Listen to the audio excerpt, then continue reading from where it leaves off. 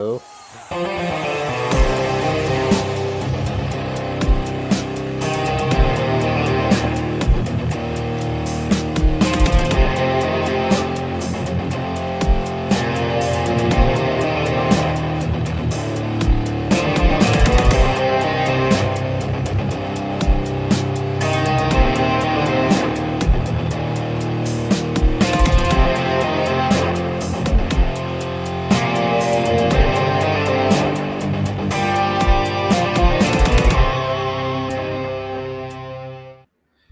and welcome to a Monday edition of the Osceola Seminole Sidelines. My name is Pat Burnham, and I am joined, as always, by Osceola recruiting writer Nick Carlisle. Sorry, I'm struggling with R's today.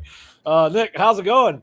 It's going great, man. Yeah. How a couple of really nice days for Florida State on the recruiting trail. So a lot to be excited about if you're a Florida State fan. Things that we'll all get into on today's show. But I'm doing great.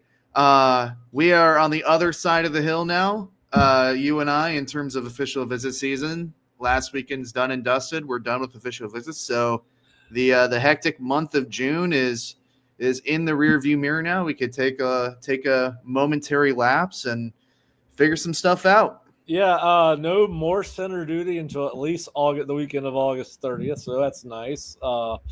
It was very hot yesterday outside the Moore Center. I thought the weekend before was hot. But listen, the program's hard work, their sweat and tears paid off in spades the last couple of days. Obviously, the big thing is the commitment of Jaden O'Neal, and hats off to you. You did your flip watch, whatever. You had it about 4 days out before he did it. But Florida State has flipped quarterback Jaden O'Neal, 4-star prospect who originally from California and ended up committing to Oklahoma prior to the start of his junior year and ended up moving to Mustang, Oklahoma. And, of course, all this started, Nick, as you and I have well documented, with the Sooners' very public courtship of Bowie Bentley, a prospect that was on Florida State's radar for a while. Listen, we'll talk about what we think about the kid, but, I've seen on our boards there's a lot of Florida State got him by default. And to me, that's kind of one way to look at it. I don't necessarily agree with it, Nick.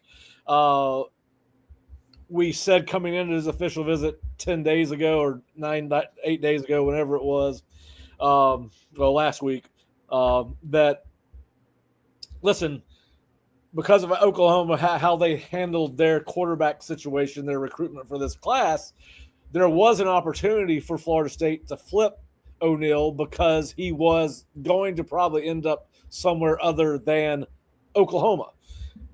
But Florida State still had to get the job done, Nick, and they did that. We talked about the chat. Listen, this is an opportunity to show a fan base that is frustrated where the quarterback recruitment is, that you can get handed a perfect dynamic to flip a kid and get it done. And Mike Norvell and Gus Malzahn and Tony Tokars did. Yeah, I mean, you can get thrown a meatball straight down the middle of the plate. You still got to hit the ball and crush it out of the park, and that's what they did. They were able to circle back on him, get back on him earlier in the spring. And, the kid has a long-standing relationship with Tony Tokars, and I think that definitely helped when you're coming back around on a kid and it's a completely new staff. You still have that anchor. And, of course, Mike Norvell as well, still being here helps, obviously. But they did a lot of work to get him on campus earlier in April and get him to take the official visit, which it sounds like he decided on his official visit that Saturday that he was going to end up flipping to Florida State. Told Oklahoma or called Oklahoma the day before that he was supposed to go to the barbecue that they have down there for the final official visit weekend. Told them I'm not coming. And now Jaden O'Neal is a Seminole. Florida State gets their 2026 quarterback. Everybody can finally rest and take a breather there. But I agree with you. I don't think you can take any recruitment for granted and assume that, a kid just chooses your school by default. You still have to put in the effort. You still have to have the tough conversations, whether that be monetary conversations or conversations about how the kid is going to fit in the offense, how you're going to use him. things like that. And I mean, Arizona, I don't know, was ever a really true threat in O'Neal's recruitment, but he does have relationships there as well. So it's not like this was a walk in the park for Florida State. But, I've always held that he was the most attainable option at quarterback pretty much since we knew that they were out of it for Bo Bentley. And they put in the work and did what they needed to do in order to flip him this past weekend. Yeah, and listen, we said that once you get a quarterback, you might see some other moves starting to take place, and we've seen that. And we'll talk about that after we wrap up O'Neal. But listen, I know people were fired up, particularly about Duckworth and Henderson, maybe even more so than Bentley. Although when I had them ranked, I had Bentley as my first guy, then Henderson, then Duckworth. Now, so let's compare and contrast what we saw from those three guys to O'Neal. Now, Fish obviously does not think he is as good a prospect coming out of high school as the other three kids, if we're going to compare and contrast. Now, I think they're also different type of players. I think those three guys are true dual threat quarterbacks. I think this guy is a drop back in the pocket passer who has some mobility, not as much mobility as Duckworth, Henderson, and Bentley. But I think he's sturdier and stronger in the pocket. He does have the ability to buy time in the pocket with good lateral movement. He's got a good feel for when the pocket is collapsing around him, has a natural way of getting out of that chaos, either stepping up or stepping out and outside. He's very accurate, makes some very timely decisions. He's not a statue. I would and maybe it's because he wears a number 2, and maybe because he's around 6'2", like Shedeur Sanders, but he's very much that guy in the pocket. He's only going to run if he has to. He does not have elite speed. He does not have elite quickness, but he's also not going to be a guy that is not going to be able to make some plays with his feet. But he is more like Shedeur than he is a Jordan Travis, someone of that nature, or comparing to other high school kids. He's not necessarily as threat to flip the field with his feet like a Duckworth or a Bentley. Yeah, and I think maybe something that people are underselling in terms of the marriage between O'Neal and this Gus Malzahn offense is the fact that Gus has, over the course of his career, he's done a good job of kind of forming his offense around the tools and traits of the quarterback and what he was able to do. And while it definitely is ideal that you have a guy like Duckworth or have a guy like Henderson that has those elite traits, the ability to escape the pocket cleanly and be able to use his legs as an effective weapon, it's not like, as you say, it's not like Jaden O'Neal's a statue. He's got a fantastic arm. He is shown to make good decisions. And, who knows? And you could say this about any quarterback that's committed to any program in the country. Who knows what they're going to look like 2 years down the road? The point being, he's got some good tools. It's not a horrendous take. I think if for Florida State, beggars can't be choosers, and you're certainly glad to have a good quarterback prospect in your class. It's just a matter of developing and molding him around what this offense is and what it's going to look like. And as 2 years down the road, when he gets a chance to maybe crack the starting spot, assuming that he's still on campus, which of course with the transfer portal, who knows where anybody is 2 years down the road from now. Yeah. I think that, kind of like Kevin Sperry, we didn't really know exactly what he was going to look like coming in. We didn't know exactly how he was going to look or whether or not his skill traits or his skill set rather was going to be able to fit this offense. And we came away, at least from one spring practice, looking really, really surprised in what he presented to us. So why can Jaden O'Neal not do that next year if he gets on campus and signs with Florida State? Why not?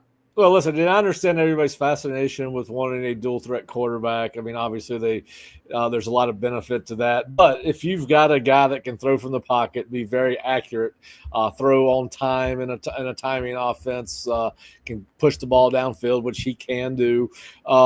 Listen, you're going to build your offense around the quarterback. I don't care what offensive coordinator you are. And certainly at Florida State, they've won plenty of ball games with drop back passing quarterbacks. They won 3 national championships with guys that would be considered drop back quarterbacks, or consider themselves drop back quarterbacks. Even Charlie Ward, as gifted as he was as a runner, and he did make people look foolish at times as a runner, he still thought of himself as they throw first quarterback, and he was. So listen, I'm fine with the take. Like I said, it gives them momentum. I think I think the fan base is going to be fired up because they close out a quarterback prior to the year starting. And yes, I think Florida State, as we've said all along on any recruit, now to hold on to him, take care of business on the field, show drastic improvement over last season, be able to protect the quarterback, because I think that's probably one thing that he is going to want to see. But listen, he's a different dude than the other three that we've been talking about for the last couple of months. And we said this would work itself out, Nick. It did. I know you've lost a little bit more sleep than I have over this, but you got your guy, buddy. Yeah, well, look, as happy as I am for the coaching staff and more so for the fan base that they've got a guy to kind of they've got a guy now. I think you do also have to mention that every single domino fell the way that they needed to in order for this to happen. Jaron Curtis did choose Georgia, which then eliminated them with Bo Bentley, and Bo Bentley did choose Oklahoma. Now, was the water or I guess was the writing on the wall there in terms of Jaden O'Neal leaving Oklahoma prior to that? Yeah, probably. I think he was probably a little bit rattled, not rattled, that's not the word for it, but disenfranchised. Sure, I think he probably was leading up before that, but things ended up going Florida State's way this time. And yeah, I don't know if I would describe myself as losing sleep over it, but I think you do also have to recognize that things definitely went Florida State's way in terms of the QB dominoes, which there are a couple programs that are still without a quarterback that the dominoes didn't fall their way, and they're going to be searching heading into the summer and into the fall. So yeah, and of course one of the listen. By the way, I think that Jaden O'Neal, he has gone from California to Oklahoma, and he will now end up in Florida. I think he needs a Mayflower or U-Haul. Yeah, that dude is putting in some moving to get to college. He's going to have transgressed from the West Coast to the East Coast in a matter of 2 years. And listen, maybe he transfers to Tallahassee Lincoln before the season starts. I know my Trojans need a good quarterback, so let's get him to Tallahassee. Let's get him here once and for all. All right, so more breaking news. And this guy needs a flip-flop company to be his NIL sponsor, and that is wide receiver Devin Carter, who committed to Florida State either as a 9th grader or 10th grader, famously decommitted, then committed to Auburn, and then today flipped his commitment to Florida State, back to Florida State, less than a week after saying these quotes. I feel the same, Carter said about Auburn after his official visit. I'm locked in. Same as I was months ago when I committed. Shut it down. Breaking news. Xavier Tiller has just committed to Florida State. I told you that was going to happen. Yes, you did. And I'm going to need you to waffle for as long as you can waffle, my friend, because I don't have a shell ready and I'm going to have to speed write. All right, ladies and gentlemen, you want an inside track onto how this works?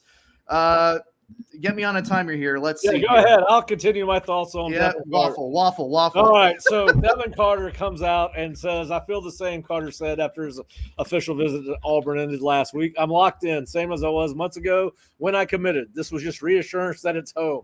I had a great time here. I love it here. And this is his good comments about Florida State a week ago. I felt good after my Florida State visit. I just enjoyed my Florida State visit.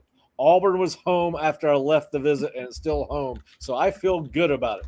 So my advice to everyone on the Devin Carter commitment, be excited about it today. Keep an eye on it moving forward, because I've told you guys this was going to be full of drama. His dad is, of course, Dexter Carter, and we think that there's going to be another legacy flip in Jay Timmons coming down the pike pretty soon. Jay Timmons was on an official visit this weekend to Florida State. He's committed to Indiana, and the son of Lawrence Timmons. But yes, certainly the Devin Carter thing is exciting. He is a very good-looking prospect. Obviously has a Florida State lineage. But listen, third time he's been committed between two different schools. sometimes it's better to say nothing. And listen, I know a lot of these guys are leveraging their NIL deals by playing one school against another. That's just the nature of the beast. But this kid went from calling Auburn home 6 days ago to calling Florida State home today. Great flip by Florida State head coach Mike Norvell and Gus Malzahn, who Carter called a genius after his official visit 2 weeks ago. So Florida State got it done. I know there's been Nick, I don't know whether you did. You can just nod your head because I know you're writing. Sorry, what's the question? I didn't know whether you put in a flip prediction for Carter or not. Well, technically, we can't put in flip predictions on rivals. But I had heard that there was some buzz about it. Me personally, I wasn't sure they were going to get it done this summer. I felt like this is an eventually could happen kind of thing. Like maybe after the first week, if they were able to beat Alabama. I had heard good things about his visit, but considering where Auburn was and everything, and considering the things that he said after his visit, I maybe wasn't as convinced that a flip was coming as other outlets were. Well, and this is one of those that really throws Fish and I's theory off about show me where you've been, not what you said, because obviously we're not worried about what he said because his words didn't carry weight. But he's also been to Auburn more than he's been to Florida State, and that's not how this thing ended up. Now, Devin's been to Florida State a bunch since this turn of the calendar year, but he's been to Auburn more than he's been to Florida State. So good on them. Good on them. They've got to hold it, and I do think that his recruitment will still kind of be ongoing. We'll see what happens there. But yeah, shocking turn of events based on what he said, and that's why Fish always says, "Show me where they've been," instead of what they've said, and I can tell you where they're going. This is the outlier to that philosophy. All right, so Xavier Tiller, guys. Xavier Tiller is a 4-star tight end. Auburn actually was thought to be the leader coming in his visit. It's a rough stretch for Reverend Hugh, isn't it? Yeah, Reverend Hugh's got to pull more money out of the pew, apparently. But listen, Xavier Tiller sat there and told us at the end of his official visit a week and a half ago that who is going to commit to was going to shock people. Well, Florida and Alabama Alabama and Auburn were considered to be the leaders for Tiller going into his weekend with Florida State. So when he said that, it only made sense that he was talking about Florida State, and that's when I put in my future cast for whatever it's worth. I just got the feeling the kid was grinning like a possum when we were talking to him, and you can tell he was excited about his visit. I mean, like, there are guys that come out of those meetings with more energy than others, and everyone's out there so much. I don't know whether it was Sonone or Nee who I was interviewing Tiller with, but you might have even been there when we were interviewing. But the energy was just different with Tiller than some of the other prospects. And when he made that comment about we'll talk about Amari here in a second, Quantrell. We do have some news on that. Xavier Tiller, that's a big get for Florida State because I think he's a guy that can be an all-purpose tight end. I think he's around 6'4", 235. Is that right? I'm sure you guys profile card in front of you. Let's see, 6'5", 210 right now. Yeah. But I don't know if that's updated and accurate. We'll see. Yeah, but so you got to figure with his, you got to figure he's going to be able to get to 240, 250 fairly easily. Could be a guy that could turn into an all-purpose tight end. He's actually a 3-star rival, so I take that back. And the 40th best tight end prospect in the country for 2020. He should be a 4-star, but I don't do the rankings. I don't either. Let's call him a high 3. I love that term. A fringe 4-star prospect. Yeah, that's my favorite. Yeah. He's a 4-star in ours because he committed to Florida State. But yeah, so listen, seems like a great kid. He did have a good personality today. We talked to him. But no, this one is not as much as a surprise to us based because we had the chance to talk to him as it is to some people. But we did have a future cast. Nick had a flip cast on our boy Jaden O'Neal. I had a future cast on Xavier Tiller. We thought the Devin Carter thing would be fluid. It has been. We've been on a roll, Nick. And, of course, I do want to take this question. from Quantrell. He asked, any news on Amari Thomas? Is that commitment solid? You know, Quantrell, I felt really bad for, sometimes I've said I don't like the fact that we're out there at the Moore Center interviewing these kids right after an official visit. We caught Amari at about 8:45 in the morning. It had been a busy weekend hanging out with the coaches and the players. And now, obviously, he decided to talk to us, and he did speak fondly of Florida State, of South Carolina, even though we got asked about his South Carolina recruitment. And there's no doubt he's impressed with where Shane Beamer has that program. But when we asked him if he was confident in his commitment to Florida State after finishing off those 2 official visits, he said verbatim, I feel confident. I feel confident. That's what he said, Quantrell. Listen, I don't read anything into his body. If you watch the video from our interview, I don't read anything to the body. It was a tired teenage kid coming off a very busy weekend. I almost felt like it was unfair to ask the kid questions. I mean, I guarantee you, as soon as he got in the car, he fell asleep. But they did get him. He did say that he sees himself in Gus Malzahn's offense. That he mentioned the RJ Harveys that he had coached, and Trey, not Benson, but Trey something, a kid at Florida, Auburn, and talked about the number of 1,000-yard rushers he had, and the guys that had gone into the pros. So I think he knows that his bread can get buttered in a Gus Malzahn offense. But he did mention this not December either. So listen, he's right in the backyard. He's got a great relationship with David Johnson, the running backs coach. It's not over till it's over, and he kind of intimated that in his comments to us. But like I said, I'm not going to read too much into that right now. The kid's been on campus so much. He was on campus, I believe, the weekend before his official visit just to hang out. He doesn't, that's not the actions of a kid that is going to decommit. So we'll see what happens there. But listen, it's not over till the ink dries or the DocuSign has arrived in the email account. But anyway. We'll see what happens with that. But he did say, I feel confident. Florida State also got another commitment out of Luke Francis. Now, this kid played defensive tackle last year in high school. He is being recruited or going to be signed by Florida State as a offensive guard, I believe. He looks like more of a guard to me based off his tape. But all his tapes on defense. You don't see him play offense, but he is a big, raw kid, originally from England. They found him in camp last Wednesday. He's 6'4", 335. I think he's legit 6'4". I saw him. I saw video clips of him in camps at other programs, and you can tell this kid, if you go back and pull up his huddle highlights, he's got them basically broken down in chronological order. You can see as you go through them, as he plays more football, he just gets better and better and better.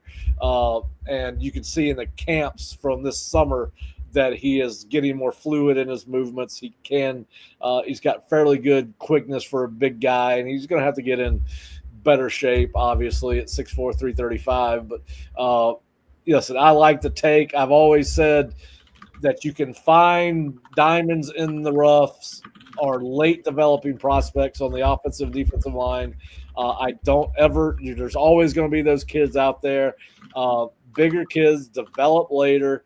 You're going to have a chance to find more offensive and defensive linemen developing as seniors than you are any other position group. This is going to be an interesting take, and I think it's going to be fascinating to see how this kid's develop. But, we'll see what happens. That gives them 2 offensive linemen committed to this class now that Xavier Payne has decommitted, and I don't think any of us are surprised about that one. But the good news for Luke Francis is you got a big kid who's got some athleticism, and you've got almost a raw piece of clay because the kid has not played much football at all, has not played any offensive lineman.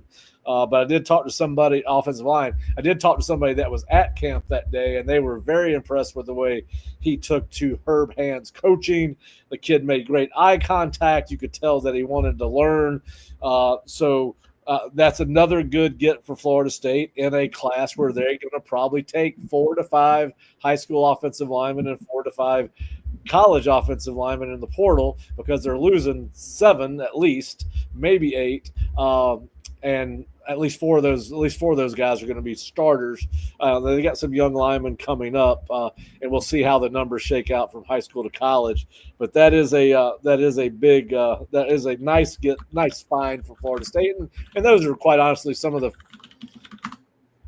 my more enjoyable recruiting stories. Those late finds, those diamonds in the rough. This is not a kid who's been written about incessantly and been told he's the greatest thing since sliced bread. And based on the story that I heard about how he participated in camp and went about his business in camp, you've got a kid that's in a prove it mindset. And some kids in today's setting where they're more worried about NIL money than they are, and they're going into their senior year than they are about getting better. This is a kind of a neat story on Luke Francis, and he's got an English accent from what I understand. I have not talked to him, but I have not talked to him either. I actually was hoping to. Wouldn't it be cool if you could have a 3-digit number and he could be either 007, the first 007, yeah, or because that's an ineligible number for a lineman, can they make it 700? The first, and when they introduce him on the Videotron, can they say starting at right guard, Luke Francis, as opposed, how 007 James Bond used to introduce himself, James Bond. All right, enough about Luke Francis. All right, I think I'm good now. Your waffle was incredible. A round of applause and maybe some super chats in the chat for Patrick Burnham, everybody. Waffling for the last 5 minutes. How long did that take? 5 minutes? You know what? Minutes? I think maybe I'd offer my services to Congress and filibuster for a while. Yeah, maybe you should. The next time. Wow, that is. But going back to Tiller, that is a great win for Florida State on the recruiting trail. That's impressive to me personally, because this is a kid that, from everything that I have heard, was leaning Auburn pretty much since he decommitted from Texas A&M in February.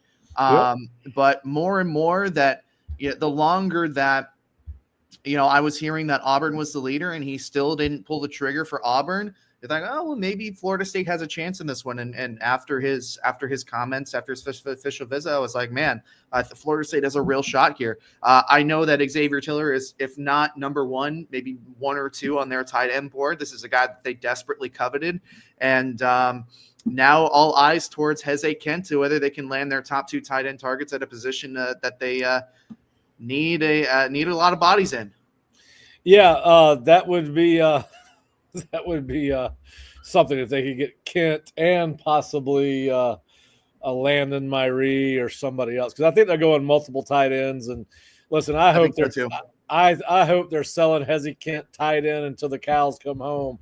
The kid will, at the end of the day, at some point in his college career, Heze Kent's going to end up as an offensive tackle. I mean, the kid is humongous. Is not even trying to turn into an offensive tackle. I think somebody said he weighed 289 this weekend on his official visit. But he looks like he's gotten bigger since we saw him in the spring, or at least the winter.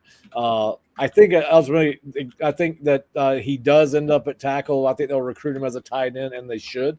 Don't upset the apple cart. It will become apparent once Heze Kent gets in college, whether it's at Florida State or somewhere else, that his future in making millions of dollars is going to be on the offensive line. But I do think, because they're going to bring him in as a tight end if they can sign him, I do think that you will see him start out at tight end. But I do think we could see, in this case, a third tight end signed, or they go to the portal for a tight end in the offseason. But to that end, Nick, you have submitted a future cast for our man Heze Kent. Give us some insight as to why you threw down on that. This is purely a vibes. This is a vibes future cast, Pat. This is kind of shooting your shot, so to speak. I just thought, despite the energy that Heze gave to the media when we were interviewing him, he came out very guarded, almost like he was not trying to say too much. But inside the building, not only was his family ecstatic, there was clapping and yelling from inside of the building before he left.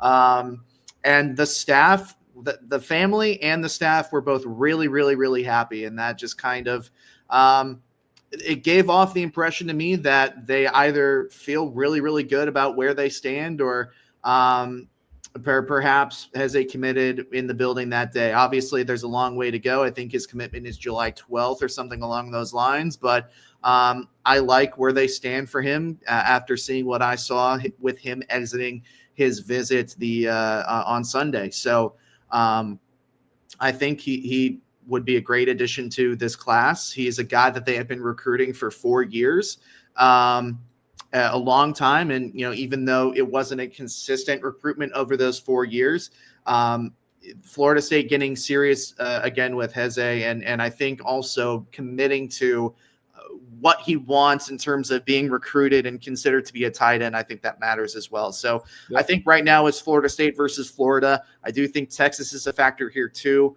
but coming out of the visit on Sunday and kind of the tea leaves that I was reading, the vibe that I was getting from both the staff and the family, I would not be surprised if this was a quiet commitment, and we'll find out in a couple weeks that he committed to FSU.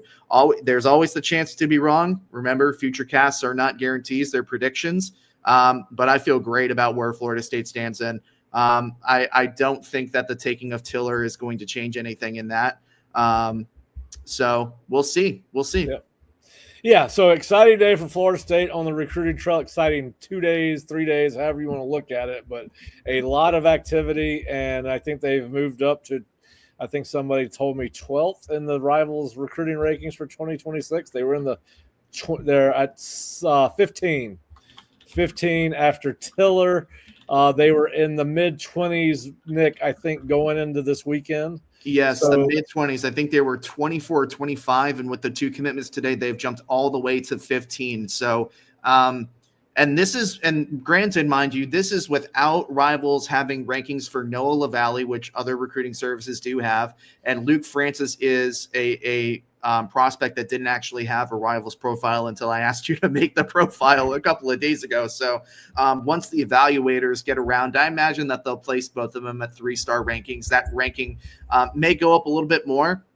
But considering where Florida State is right now, the amount of talent that they've had on campus, and considering they've just come off a 2-10 season to already have a top 15 class, is something that I think should be commended. It's a matter of holding on to them. Obviously, we're in June. You need to have results on the football field. You need to be able to keep these guys and play a little defense against some SEC programs that will be coming after them. And you also have to hold on to some guys like Tadarius Hughes and Karan Maycock, who are some defensive prospects that are getting a lot of buzz right now from other programs. Obviously, Tadarius from Syracuse and Karan with Florida and Alabama. So where they are right now, I think if you asked any Florida State fan, hey, you're going to have a top 15 class by our rankings after June, after a 2-10 football season, I think a lot of people would have said, sure, bring it on. I'll take that. Listen, they have wait, what? Yeah, we just talked about Devin and the volatility of his recruitment, but it is a good flip for Florida State to get him. Now they got to hold on to him. He said some very he said some things about Auburn after his official visit less than 7 days ago that made you think his commitment was secure there. So Florida State's going to have to hold on to him. Nick and I have talked about this several times. This kid's recruitment is not going to be over until National Signing Day, and he is certainly going to be a guy that is going to be whose recruitment's going to be impacted by what happens on the field for Florida State in 2025. But yeah, good flip. Listen, it's been a good day for them, and they've shot right up the recruiting rankings. Listen, if they get Kent, which you're predicting, that's going to take them right up there even more. Can they land Xavier Griffin from Gainesville, Georgia? He was here this weekend. He did not want to speak on his way out. Listen, the thing that we'll repeat that we said multiple times about Xavier is he is a big fan. Oh, Terrence Knight is tweeting again. Did somebody else commit? No, I think he. No, I think he's just. He did the whole. I think it's Jamal Williams. The whole "we ain't done yet." Yeah, that gift. is it. Yeah. So there's probably another hey. one. There's probably another one coming down the pipe pretty soon. But anyway, yeah. So, Xavier did not talk. We do know that he has an affinity for Mike. I've been told that by people at Gainesville High School there in Georgia. I've also been told by those same people that Florida State is behind Texas and Alabama. And actually, it looks like over the course of the last 3 weeks, Alabama may have taken the lead spot for Xavier Griffin, but we'll see what happens there. Other recruiting news from this weekend, they did have a couple offensive linemen in town. Donnell Robinson Jr. was one of them. I'm not exactly sure where Donnell. They've still got some guys on their board that I think may rank higher than Donnell, but he is down to Florida State and Baylor. LSU is out of the picture for him. I think it is going to be interesting to see where he fits, because I do think there's some guys, depending on how many scholarships Florida State is going to use on high school offensive linemen. I do think that there's some question about where he stands in relation to some other kids, including Mabinga and Mitchell Smith and guys of that nature who they brought in earlier in the summer window for official visits. So I do think it's going to be interesting to see how many guards they're going to take, because Donnell is definitely a guard. And I think ultimately Florida State taking him is going to be impacted by whether they can get him a Mabinga, whether who is a true tackle, Hezzy Kent, who's a tight end, who will eventually learn that he's a tackle. And then you got Aaron Thomas, who is a tackle, and you got Mitchell Smith, who's more of a guard. And of course, you got Jacoby Green, who you and I were having a discussion on the message boards about where does he fit in. My gut tells me that Green and Robinson may be behind those guys, but I don't know where those guys, Mabinga, Kent, Thomas, and Smith, have Florida State in their head right now. Obviously, Yeah, so it's going to be interesting to see what happens there. Nick, any other key takeaways from this recruiting weekend? A lot of takeaways, but we could go back and forth about it for the next 25 minutes. Honestly, I feel like a whirlwind since Tiller committed.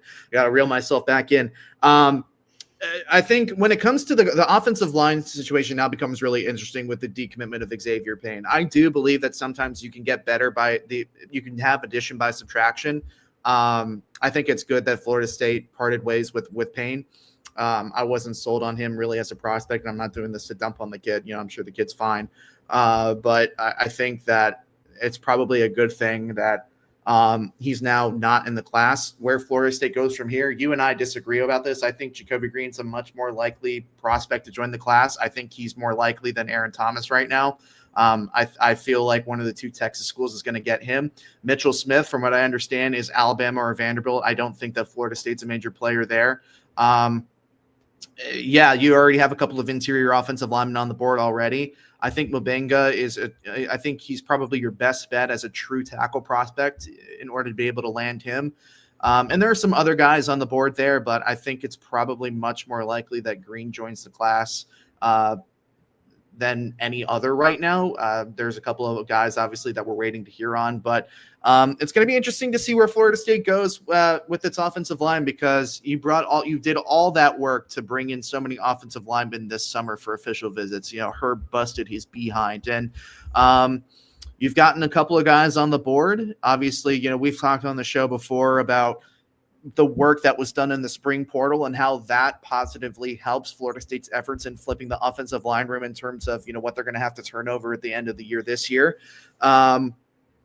I think, and that's why I think there's going to be a less emphasis on the guards than there are. Deron Parks as well is a good shout, Woody. Deron is a kid that I think is undershadowed or overshadowed, but that's a recruitment as well that's pretty wide open from what I understand. So there are definitely some options there. It's going to be interesting to see where Florida State goes and how many guys they want to take, but yeah, that's one takeaway that I have from the past few weekends. And I guess my other takeaway, and we can keep talking as long as we want, but God, the what having a quarterback in your class can do for you.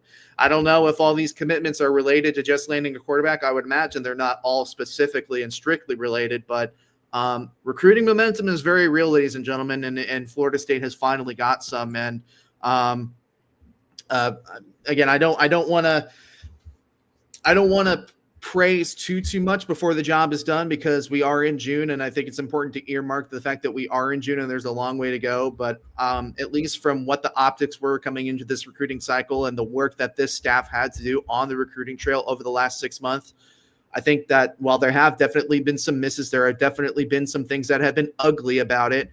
I think so far so good. So far so good in getting some kids that not only want to be here, but some kids that you can build around. And I think having, what is it now, 17 commitments coming into the summer as opposed to 10 or 11 that they had last summer.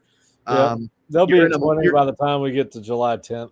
You're at a much this, even though the talent pool is probably lesser quality this class than last class at this point last year, I think it's a much healthier class. And I think you have some leaders, assuming that you don't lose some of the defensive guys that we talked about earlier in the show. I think you have some leaders in this class that people can rally behind. And I think you can at least enter the dead period with some positives about Florida State football recruiting, which you and I know that sometimes it's very, very hard. It's very, very hard to come up with positives sometimes. Yeah, and I agree with what what said. That's what said. Remember, the new staff did a great job in maintaining the 2025 class, given what happened. I tend to agree with you there. Now, the reason I agree with you is because of how they closed with Usman Kromah and Shamar Ono.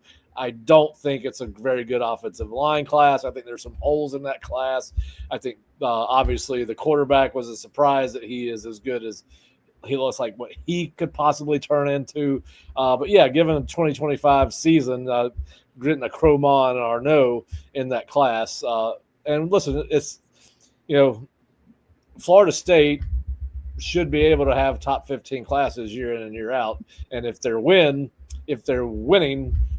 9-10 games, then they're going to compete for top 10 classes. Now, as long as they're not in the Big Ten or SEC, listen, in Florida State, my understanding, has a fairly aggressive NIL budget compared to the other teams. I've been told top 15.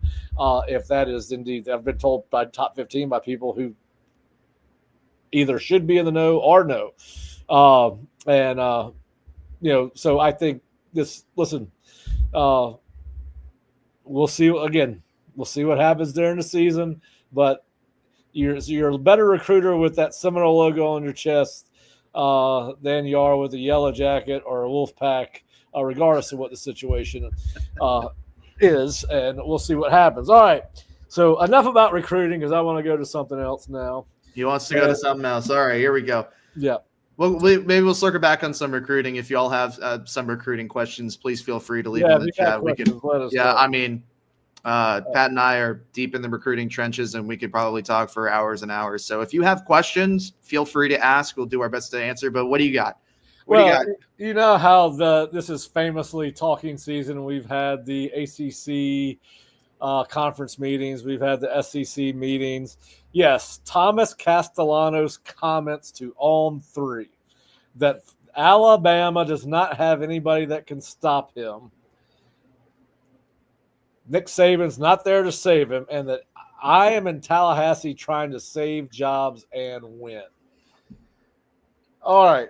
I guess it is what it is, right? It's just a bunch of hot air. But why? And listen, everybody gets up for Florida, Alabama, because right in this era of football because of what they've done since Nick Saban took over in 2007 or 2006, whenever he ended up leaving the Miami Dolphins. But why? Why would you say this? You have not taken a snap at Florida State. Why would you put a bullseye on your head? That defense at Alabama is going to be pretty stiff, or should be. And I know that, listen, Alabama's going to come into that game with some pressure, particularly Kalen DeBoer, because at 9-4 he's on the hot, as hot as you can be at 9. It's just insane. Coming off a 9-4. Now it's relative, right? Is he on the hot seat? Not really. Listen, I just think that this is something you don't say. You haven't completed a pass. You haven't won a game for Florida State. You didn't finish out the season with your last team. May or may not have been your fault. Just fly under the radar. Lead your team. Keep your comments to yourself. You haven't proved that you can save any program or anybody's job. That's what they play the games for. This is silliness to me. And listen, it is what it is. It's talking season and gives us something to talk about. But listen, Alabama kids are used to this. Do I think it's necessarily bulletin board material? Yeah, I think they'll use it to their advantage, just like anybody would. Listen, back in the old days when I was a GA at South Carolina, one of my jobs was to read every newspaper on every opponent we played and find out anything that they said that might get one of our guys or our team fired up, and I'd go post it on the bulletin board outside the locker room. Those things do happen. I remember being a high school coach and Dave Wilson putting something in the scouting report that was going to get these kids fired up. When I was at Tallahassee Lincoln. So those things do happen. But listen, just go out and win ball games with your ability, and don't write checks that you can't cash with your mouth. There's no reason for this. But, hey, it gave us something to talk about. So, Nick, what do you think about Thomas Castellanos chirping at the Crimson Tide on June 23rd, mind you? I completely disagree with you. I love this. I love the edge. I love the confidence. I dislike how far you went in saying it. You don't need to go talk about, saving jobs and all of that and all the extra stuff. But in comparison to an offense and a leadership that kind of lacked energy last year, I really do not mind your quarterback, your leader of the football team, expressing some character, showing some confidence, and trying to give a little bit of a pick-me-up. I don't know that I necessarily would have gone as far as to say you don't have Nick Saban there and I'm trying to save jobs here in Tallahassee. Just go out and say, I'm confident, I'm feeling really good. I think, nobody can beat us, yada, yada, yada. I will absolutely choose to take this energy over the kind of home-huh energy that we had from the previous quarterback last season and the energy that was presented there. I will completely take it. I don't mind this whatsoever. I do mind how far it was taken.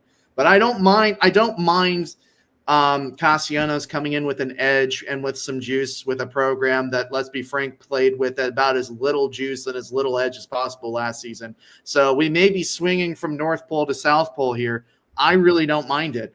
I really don't mind it. Oh, I think at the end of the day, it is what it is, like I've already said. But no, I wouldn't have said it. Now, if he had been at Boston College and won 9 and 10 games a year and proven himself to be a quarterback that always benefited his team and not been a turnover machine, hey, you got to prove that you can get it done on the field as an individual player is what I would say to Tommy Castellanos. You have not done that yet. You have the ability to be one of the most electric players in all of college football. That I do agree on.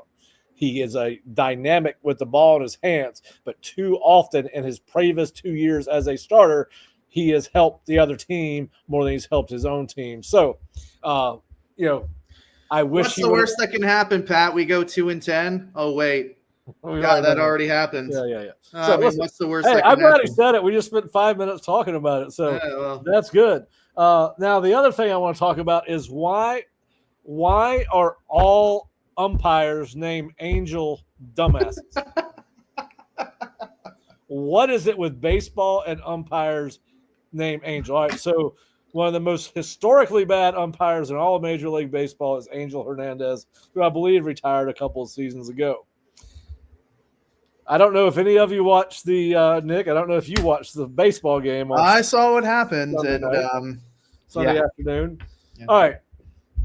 So technically, the head coach for Coastal should have been thrown out of the ball game. They were arguing balls and strikes. They were warned multiple times. He knew he was warned. He even said, "I barely heard it, but I knew I got a warning." Or his first base coach got a warning. All right. So technically, the umpire got that part of it right. But here's the problem: it's the College World Series. All right, it's the first inning of an elimination game in the College World Series. Yes, you could throw him out, which is what he did.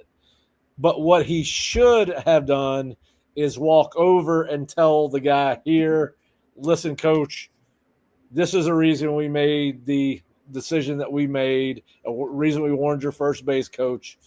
But instead, he continued to argue balls and strikes. I think the umpire should have handled it much differently. Even though technically he had the right to throw the guy out of the game, I don't think he should have. And I don't think I've ever watched a baseball game where two coaches have gotten thrown out in the same inning. Now, I've seen where managers have gotten thrown out in the major leagues, and then the backup manager, the replacement manager who was filling in for him, got thrown out. But I don't think I've ever seen two coaches thrown out in the first inning. I thought that it took away from the game. I think that, maybe the guy said something that he should not have said. Listen, I grew up on the sidelines. I know that coaches say things to referees that they cannot address anybody else in their life with the adjectives and things that they call them and how they're addressed. It's a very different world, and some guys have thinner skin than others. And this is probably what, I always hear, I do think the umpire made a mistake. There's no doubt about that. But coaches always preach to their players composure, and most coaches cannot practice that during the course of a game. Yeah, so technically, should they thrown them out? They could have, and they did. Should they have? No, I thought it took away from the game. What did you think? Yeah, and I believe doing some minor research, and by doing minor research, I mean scrolling on the Twitter timeline. Apparently, this guy has a track record of doing things like this, and he did so at the MLB level, and that's why they got rid of him. And here he is umpiring a College World Series final. I just think it's one of those things that you just don't do. Maybe you do it later in the game. But doing it as early as you did, the way that you did, I thought was just not a good look, and I think it tainted the game itself. I disagreed with it. I just think this is another classic example of umpires having too much either ego or it's one of those examples of just umpire making the game about him and what's going on, and I just completely disagreed with it. Would have changed the outcome if Chanel was still there. I don't know, but generally speaking, I just disagreed with it. Yeah, interesting story. His dad apparently was a coach or played for the New York Giants. I can't remember which of the two it was. So, and I did not realize that he had played at Coastal Carolina. But yeah, listen, he's going to have to sit out 2 games next year to start the season. I think they should void that out if they haven't already. I mean, this is ridiculous to carry that over to another season. But yeah, listen, it took away. I get it. Listen, nobody likes to be talking down to, and nobody likes to be cussed at. I didn't like it as a player. I don't like it as a coworker. And while I've worked in college football, there are arguments that get heated, and inside a football office, at least used to. Maybe the PC world has taken that over, because Lord knows there need to be some adjustments to how office politics are handled in a football office, because it's more like a dictatorship. And when I worked for Jim Levitt, we used to say at some point it's going to be your day in the barrel, and he's going to be on your ass all day for absolutely no reason whatsoever.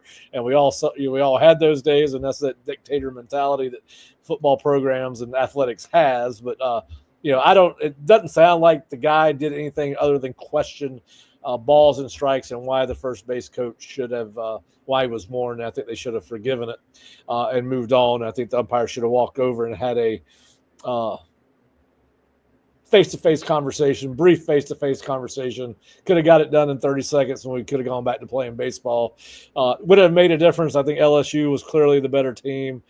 Great pitching, great offense, and I think they were the favorite going in. All right, so if you're a golf fan, obviously it was not, we're a week away from the U.S. Open. A lot of people don't pay attention to the Travelers Championship, but I happened to be watching the end of it with some buddies after Nick and I got through working down at the Moore Center yesterday. And, I'm a Tommy Fleetwood fan, and I'm a Keegan Bradley fan too. And outstanding win for Keegan Bradley. I think it's the second time he has won the Travelers Championship. But Tommy Fleetwood, man, he seems like a great guy. He's never won on the PGA Tour. And the way he blew that tournament on Sunday, if you're a Tommy Fleetwood fan, it was hard to watch. And I'm sure it's going to be hard for him to absorb over the next days, months. But, boy, that was hard to watch. But, so those are some of my thoughts on sports in general. I did not watch the basketball game last night other than to go watch the Tyrese Halliburton injury, which you feel bad for him because now that calf injury probably wasn't a calf injury after all. It was probably the start of his Achilles tearing, or one of the reasons, or maybe the calf was so damaged. I am not a doctor. No, so when your calf is strained like that, you put more weight and pressure on your Achilles, and that's what ended up ultimately causing the snap. I'm not a doctor either. Yeah, just want to throw that out there. But that is the explanation for that. But Nick did stay at a Holiday Inn last night, so he's good. He's good to go. All right, so Nick, I think we've given a pretty good hour of entertainment and opinion on Florida State and recruiting. We are expecting more news to break. Obviously, tonight at midnight, the recruiting calendar goes dead. They can still communicate with players via social media, text, phone calls, those kind of things. So you'll probably see some 2027 offers go out. They will obviously, of course, continue to stay in contact with Florida State staff. That is when I say they, with some of these kids that have been on official visits over the last 4 weekends.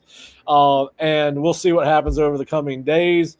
We will likely have a show on Wednesday, particularly if new stories break in recruiting. It will probably not be as long, although we are probably going to get into July and start talking about some of Florida State's opponents in 2024. Not particularly, we've already done an Alabama preview at the Osceola.com. We will probably do a Virginia preview, probably do previews of ACC opponents. We'll stay away from East Texas State, A&M Central, and Kent State Flashes.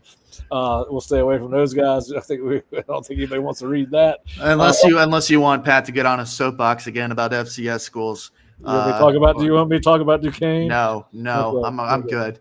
Hold right. That. Yeah, Hold it in. But so we got guys over the next several, obviously you got the next 6 or 7 days. Anything can happen with commitments. Now, I do know that Xavier Griffin is deciding on June 29th. So a lot of these kids that were on campus over the last 3 weeks are going to make decisions June 29th through about, if I remember, Nick, I think a guy's out as far as July 17th that's been on campus, but there are about 10 guys that have been on campus that are going to make their decisions here in about the next 20 days or so. So we will have that. So just keep on coming back to theosceola.com. You can go to theosceola.com right now and check out all our post official visit weekend coverage. Nick has gotten the stories written on the commitments. We've got, I think some of them have film, so you can look at the film. If you have not, should be a huddle link there. On some of these, I'm going to add the huddle link for O'Neal if it doesn't have. I just got through watching his film again. The 5-star DB is what I'm watching. So are you talking about Chauncey Kenning? Wait, what? Yep, he's talking about Chuck. He's not a 5-star with us, but I think he's a 5-star with both On3 and 247. I have a future cast in for Chuck. I like where FSU sits with him. I would not be surprised. I don't know if he's going to be the next one to pull the trigger. I think he commits sometime soon, maybe as soon as this week. I was doing some research this morning on just the guys that have been through. I was trying to find what the latest was on Fort Pod, to be honest with you. And so I went by and see what the latest was on Chauncey, and it certainly sounds like it's Florida State, Florida, and Miami, or Florida State, Miami, Florida, in that order, with LSU seems to be bringing up the rear. And but there is, as Nick said, he's got a future cast in for Chuck to end up at Florida State, and there seems to be a little bit more smoke on that coming from that rumor as well, because I believe there's several. Let's see here. People that I've actually got a list here, and I'm going to credit Zach Blissey with 247 here of commitments that are of interest to Florida State in the next couple of weeks or so. June 27th, Keon Chapman, which, to be honest with you, I've heard good things about there. It's a 2-team race between North Carolina and Florida State. That could be a guy that we haven't talked a whole lot about on the show that could end up in Florida State's class. Then you've got defensive lineman Cam Brickle on the 28th, June 29th, Xavier Griffin, July 1st, linebacker TJ White. That's going to be interesting. That's a pretty wide open one. July 2nd, Kendall Guerville, Texas. July 5th, wide receiver Calvin Russell. I don't think Florida State's really in it for that one. Okay, so Chuck Kinnan is July 6th. July 7th is Karan Maycock's final decision. July 11th, Landon Myrie. And then July 12th is Heze Kent, Rodney Colton Jr., Derek Cooper. July 22nd, Edge, Keeson, Eliezer. Credit to 247 and Zach Bluestein for that list that they have on their board. So I knew it was there because I was looking for it. Don't go on those boards often, but I did saw that, and it was good information for us to keep track of here. So there we go. Yep. Yeah, listen, if you have friends in the Auburn area, you might want them to stop by Hugh Freeze's house and check on him. Florida State's kicked him around a little bit with Xavier Tiller and Devin Carter. He may not be doing well, so we'll hope that somehow Hugh add another one. Okay, so Cottrell Webb just put on his Twitter July 4th. Oh, God. Another 4th of July commitment. I've got a future cast in for him at Florida State. I'm not sure. I don't know. I don't know where to lean with that one. Yeah. I think his had to do with who is Florida State with, because I think his is Purdue. It's Purdue, Indiana, and Florida State are the top three. Yeah, so that's why I put in a future cast for him to be at Florida State. I've predicated this on is he a take for Florida State, and right now I would think he would have to be on where they are with edge guys, right? That's my thought anyway. I could be dead wrong, but I did put in a future cast for Cottrell. Because Griffin commits before then, so I think that at least has a small factor to do with it. I don't think Florida State's going to land Griffin. I think it's going to be an SEC school. My understanding from those that I talked to on Sunday after he left is that Florida State feels like the visit went well. They feel like the visit helped in his decision-making process, but they understand that there's serious competition for Xavier, so I don't think they'd be too surprised if they didn't win for Griffin. So I think the commitment of Cottrell Webb has a lot to do with that. And they also have some other guys kind of in similar positions, similar roles that they're still considering. So yeah. So listen, busy week. It'll continue to be busy. Please go to theosceola.com, check out all our coverage from this weekend and even today. And I'm sure that it's going to only continue to keep picking up as a number of these prospects that have been on campus. Brody Jennings and Jay Timmons. We can't put in flip forecast.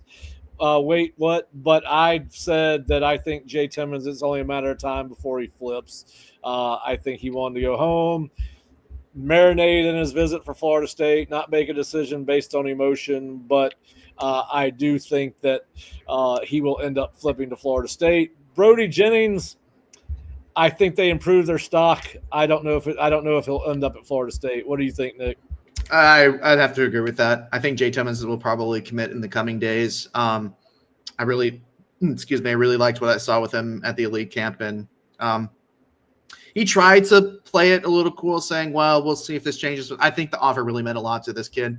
And I think that playing for Florida State is something that he values, and I would be utterly surprised if he's not a member of the class in the next couple of weeks. Brody Jennings, I just don't have a great feel for, and I don't want to be insensitive to. Obviously, I think the situation takes on a little bit of a different light given what happened to his father. Yeah. And I'd want to dance around talking about that because I don't want to jump to conclusions about how he's feeling or.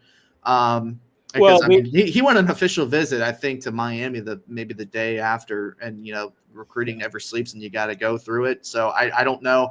it's hard to read. I don't know what he's thinking or where his emotions are at, or whether or not that's going to play a factor in his decision. Listen, first of all, it was hard seeing the families that day we were there when they rolled in. And, that was obviously, they're 3 weeks removed from their father and husband passing away. That's hard.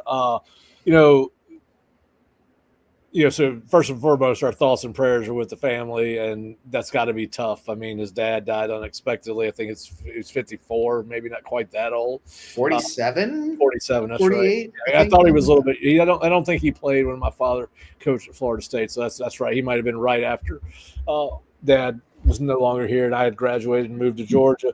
But listen, the only thing I will say is obviously, maybe the dynamic is changing. He was committed to Michigan or is committed to Michigan. Maybe with what's going on, he doesn't want to go that far away from home. That's all. That's the only thing I'm going to say about that. You just want. They got bigger things to deal with right now than where he decides to go to school. And as Al Woody said, Timmons said about 2 weeks. About 2 weeks after we interviewed him, he would make a decision.